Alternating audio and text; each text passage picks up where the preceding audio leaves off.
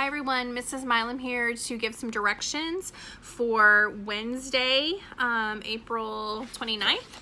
So if you're looking at your sheet, you'll see that today is a reading day, and the directions say, because of Winn-Dixie, read chapters 9 through 13. You can follow along with the teacher, see Google Classroom for a link. I read those chapters, and so you can, if you want to follow along with me reading, you can just follow the link in your Google Classroom.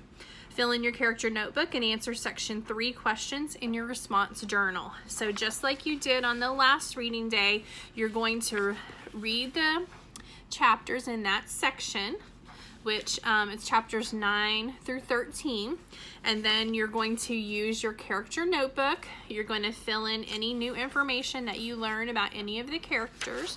You're going to jot that down on their page, whatever you find out about them. I think we find out a lot about Gloria Dump in this section, so be sure that you fill that in. We also find out some really good information about Otis, so be sure that you're filling those in as well. And then don't forget, at the back of your character notebook, you've got the place for your summary. So this would be section 3. You're going to write in this box your summary of this section. What happened in this section? Be sure you're writing in complete sentences. Give me a good few sentences about this section. What are the important things that happened in section 3? And then when you finish with those, you're going to go to your response journal, section 3. And here are the questions for today. The first one is your vocabulary word, and the vocabulary word for this section is pathological. So you're going to go back in the book to find where the word pathological is used and try to figure out what it means for yourself by using the context clues. Then use an online dictionary to write down the exact definition.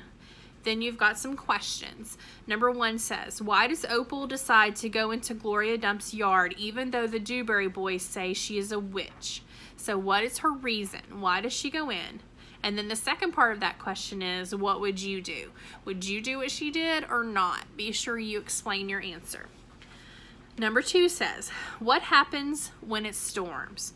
Why do you think this happens? Use the text to support your answer. So you've got a two-part question, so you need 2 answers. The first one, what happens? And the second one, why do you think this happens? And you have to use proof from the text to support your answer.